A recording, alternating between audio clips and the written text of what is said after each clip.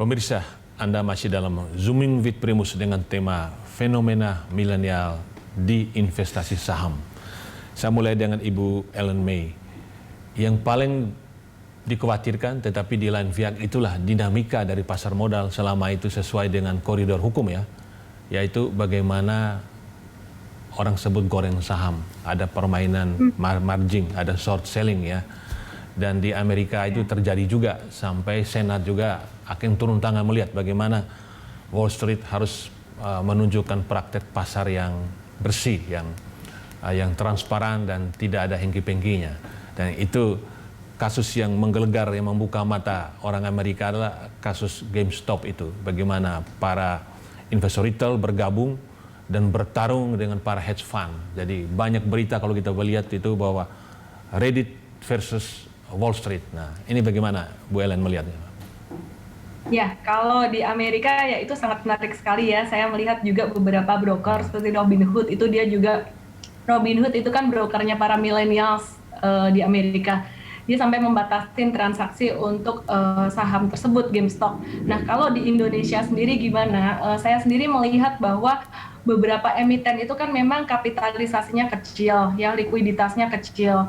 Nah, dari situ sebenarnya kalau saya pribadi bersama dengan teman-teman di komunitas, kita selalu investasinya based on fundamental, ayo kita cari yang kapitalisasi lebih besar. Bicara tentang pom-pom saham yang mungkin tadi sempat dimention sedikit oleh Pak Hamdi, itu saya sungguh sangat-sangat prihatin sekali. Karena praktek itu udah terjadi mungkin sekian setahun. Dulu banyak sekali orang yang nanya, saya nggak ngerti apa sih maksudnya pom-pom saham. Ternyata setelah saya perhatikan, mohon maaf jika saya salah di sini, tapi mungkin ada beberapa orang yang dia punya uang lumayan banyak, secara personally dia lumayan kaya, kemudian ini saham dia kapitalisasinya sangat kecil, dia, mohon maaf jika saya salah, sepertinya dia beli sendiri, kemudian followernya ngikut direkomendasi beli, kemudian dia jual dan followernya nyangkut. Dan berita itu, hal seperti itu setiap hari ditanyakan kepada saya, sampai akhirnya satu hari saya nggak tahan, saya bikin satu video, saya nggak sebut nama, dan ya karena mungkin bukan cuma satu orang, mungkin ya saya nggak sebut nama. Saya cuma bilang bahwa ayo kita fokus pada belajar edukasi fundamental dan teknikal, and that's very important gitu. Kalau sampai kita rugi dalam satu saham, kita nggak bisa salahin emiten tersebut karena sahamnya turun, atau kita salahin si orang yang dalam tanda kutip kemungkinan dia berusaha untuk menggerakkan harga saham. Itu bukan salah mereka, itu salah kita, that's our responsibility. Nah, itu yang saya sampaikan ke teman-teman investor, dan sepertinya apa yang saya sampaikan di situ juga direspon oleh si orang yang dianggap mempom-pom saham, padahal saya nggak mention itu. Jadi ribut di sosial media itu Ellen May versus si itu gitu. So satu hal yang saya ingin sampaikan di sini sangat bagus sekali, ada Pak Hasan Fauzi, ada Pak Hamdi juga. Pesan saya buat teman-teman investor semua sebenarnya cuma satu sih. Investasi itu sama dengan bisnis dan juga sama dengan hal yang lainnya. Mau jadi dokter ya belajar, mau jadi pebisnis belajar. Jadi jangan karena ngelihat orang itu cuan terus setiap hari mau jadi ingin kaya dalam sehari. Everything need process, itu aja lah. Jadi we have to manage expectation between profit and losses. Jadi kalau investasi ada kerugian, itu satu hal yang harus disadari sejak awal oleh teman-teman investor semua. Jadi kalau misalkan ada saham yang mungkin sekiranya dalam tanda kutip, ini dikerek naik oleh pihak-pihak tertentu, ya itu bukan salah dia orang, bukan salah si dalam tanda kutip si pengerek, bukan salah emitennya, salah diri sendiri. Kenapa nggak belajar, kenapa ambil saham seperti itu, mudah percaya dan serakah masukin uang terlalu banyak. Kira-kira itu sih pendapat saya. Baik Bu Ellen, jadi dari perspektif Ibu Ellen bagus juga, jangan mempersalahkan pihak lain, tapi kita sendiri harus pandai ya masuk ke pasar yang memang seperti itu. Bagaimana Pak Hamdi melihatnya Pak? Halo Pak Hamdi. Masih di mute sepertinya. Masih unmute Pak. Masih mute. Ya. Unmute ya, silakan Pak. Tadi saya mention istilah pom-pom. Mungkin itu asalnya dari pom-pom girl gitu. Ya. Tapi sebetulnya di teknik manipulasi saham sendiri memang ada istilah pump and dump. Jadi harga saham itu dipump sedemikian rupa sampai ke level tertentu, kemudian di level yang sudah ditarget itu kemudian sahamnya di-dump. Nah, pelaku inilah apakah namanya bandar atau tukang goreng ya. Mereka mempam, tentunya mereka butuh modal yang besar ya untuk bisa mempam harga suatu saham sampai ke level tertentu. Nah, investor pemula yang awam yang tidak sadar melihat harga saham yang naik demikian drastis, ikut-ikutan beli gitu. Padahal nggak sadar mereka masuk ke jebakan si bandar. Begitu bandar sudah mencapai target harga yang mereka inginkan, sahamnya di-dump. Tinggallah investor lugu ini yang memegang barang yang harganya tiba-tiba terjun dan kemudian nggak bisa dijual. Jadi memang seperti tadi Ellen sampaikan, kalau mau jadi investor ya tetap harus belajar gitu. Harus belajar dulu, pahami dulu saham yang beli, fundamentalnya seperti apa, pengurusnya siapa, orang yang punya integritas atau tidak, bisnisnya punya prospek atau tidak gitu. Kemudian baru masuk membeli saham itu. Karena nanti saya boleh share bahan presentasi nggak Pak Primus? Iya. Ya. Sebentar saya ada beberapa poin yang silakan saya share. Ya.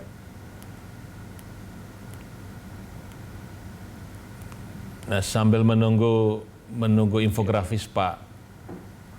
Saya tidak diizinkan untuk share nih.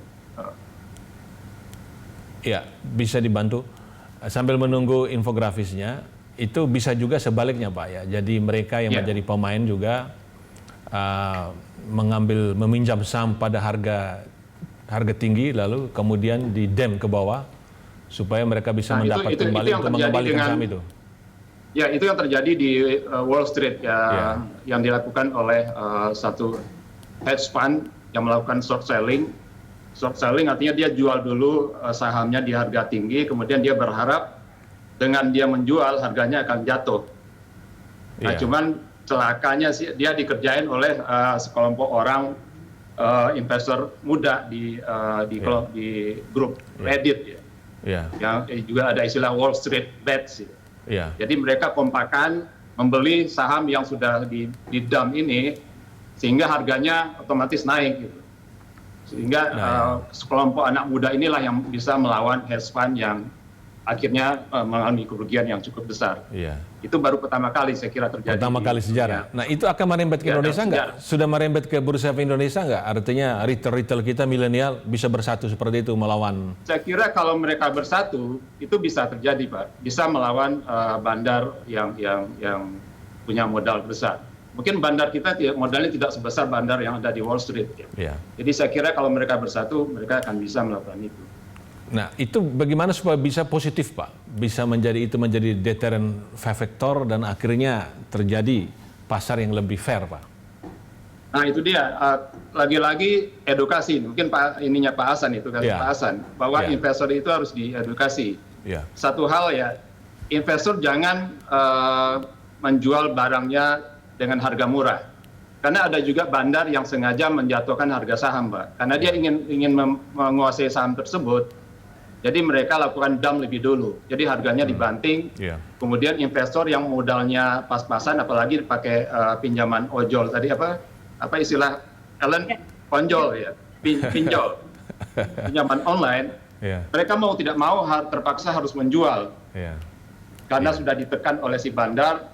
Mereka sudah kalau dibilang di corner ya, kemudian mau tidak mau harus menjual barangnya. Padahal harusnya kalau mereka bisa bertahan, itu bisa melawan si bandar. Gitu.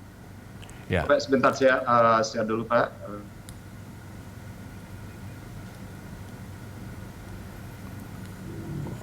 Jadi lagi-lagi menurut saya Pak Primus kuncinya adalah masih dipakai. Pak Hamdi, barangkali nanti sebentar kita ke Pak Hasan dulu, karena ada Pak Hasan punya dua infografis yang belum ditampilkan. Pak Hasan, silakan Pak Hasan. Ya mungkin ya sebagai pengantar ya, jadi memang ini faktanya, artinya millennials kita terus masuk ke pasar. Saya kira tidak ada yang salah, sangat positif karena memang tujuan kita sama-sama untuk terus memastikan tercapainya pendalaman pasar kita gitu ya, Pak Primus dan Mbak Ellen, Pak Hamdi. Pada saatnya kita tentu tidak perlu khawatir dan memiliki dilematis gitu ya. Tentu kuantitas dan kualitas dalam hal ini kita harapkan bisa terus sejalan. Artinya dari sisi jumlah tentu kita pengen sebanyak-banyaknya. Tapi sejalan dengan itu tadi ya, saya sepakat sekali PR edukasi dan memastikan cara-cara yang baik, kemudian pemahaman terutama dari para investor baru ini juga kita terus pastikan. Saya senang kan punya teman-teman seperti Mbak Ellen dan kawan-kawan gitu ya, di mana bersama kami di bursa sebetulnya dengan motif dan itikad yang positif ini menyambut gitu dan merangkul para investor baru millennials ini untuk mendapatkan pemahaman yang baik gitu ya. Mbak Ellen ini luar biasa rajin Pak Primus, jadi hampir tiap hari bertemu langsung dengan teman-teman millennials untuk memberikan pemahaman.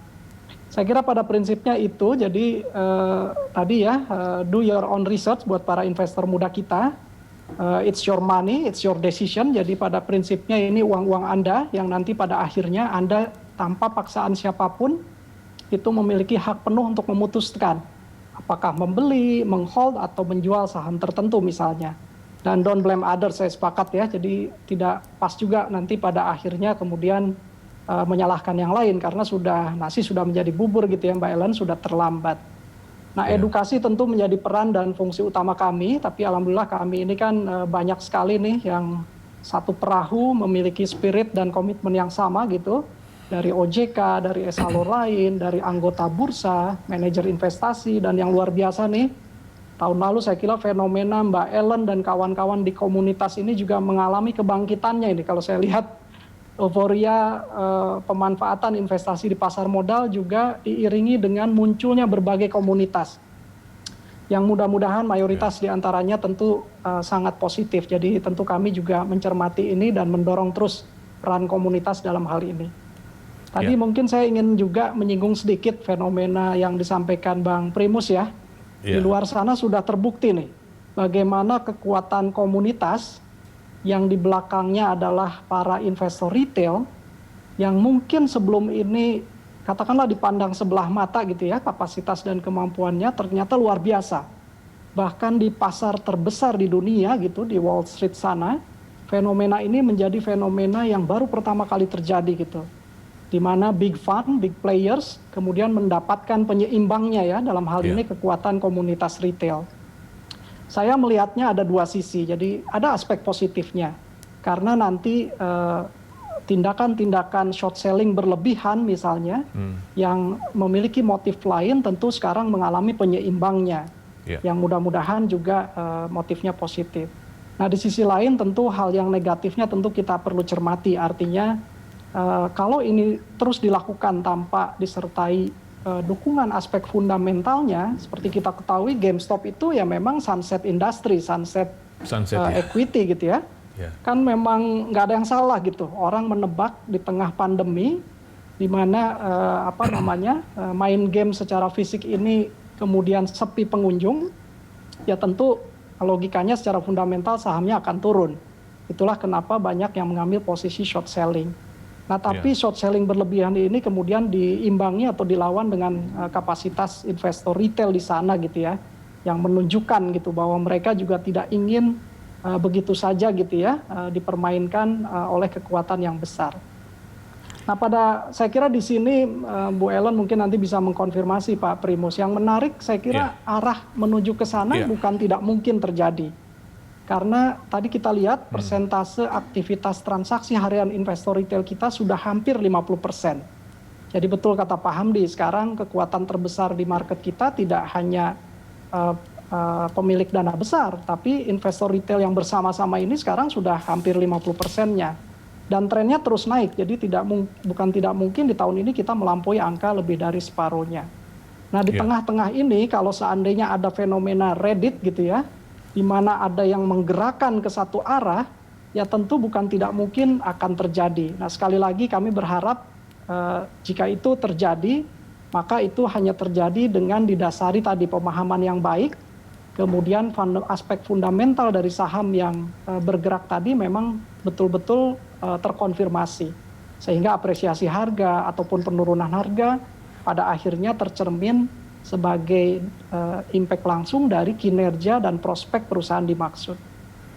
Ini regulasi kita bagaimana Pak Hasan? Regulasi kita tentang short selling dan margin untuk saat ini? Ya, jadi memang di kami di bursa dan juga di payung hukum di OJK secara umum sebetulnya tidak ada yang salah. Jadi short selling diizinkan, transaksi margin juga diizinkan.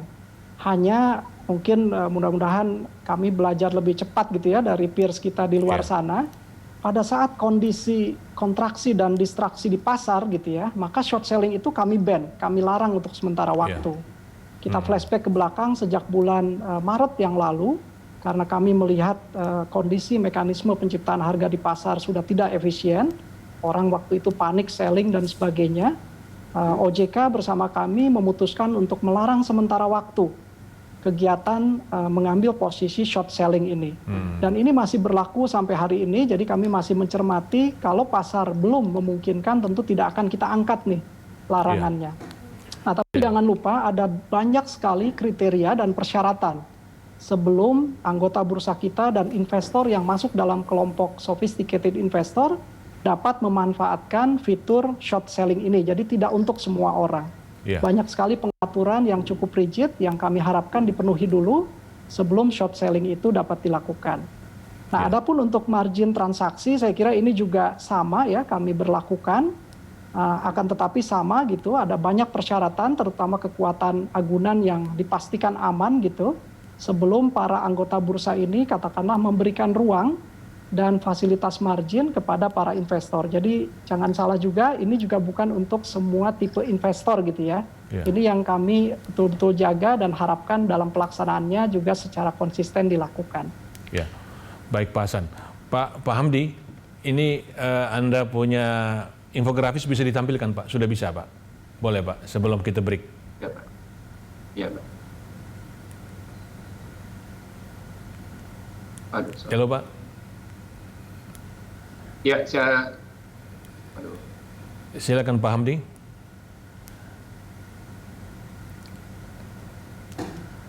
Jadi bisa kita melihat bagaimana fenomena pump and dump ini Pak.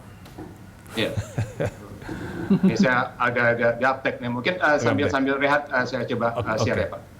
Ya, kalau begitu mungkin kita break dulu Pak ya. Sudah bisa? Belum Pak, belum. Ya, kita break. Ya, mungkin kita break dulu. Ya. Pemirsa, kita nanti masuk sesi terakhir. Ada beberapa data dari Pak Hasan Fauzi juga dari Pak Hamdi. Tetapi pada sesi terakhir nanti kita membahas bagaimana pasar modal Indonesia itu bisa memberi kesempatan besar kepada milenial untuk tampil, tetapi mereka benar-benar tampil dengan pengetahuan yang baik dan bisa menjadi penyeimbang dari pemain-pemain lama. Bagus juga seperti di Wall Street sana, jadi para hedge funds yang selama ini merajalela, begitu ada komunitas yang Wall Street Bets itu mereka bisa menjadi penyeimbang sehingga bisa membantu pasar menjadi lebih teratur dan fair.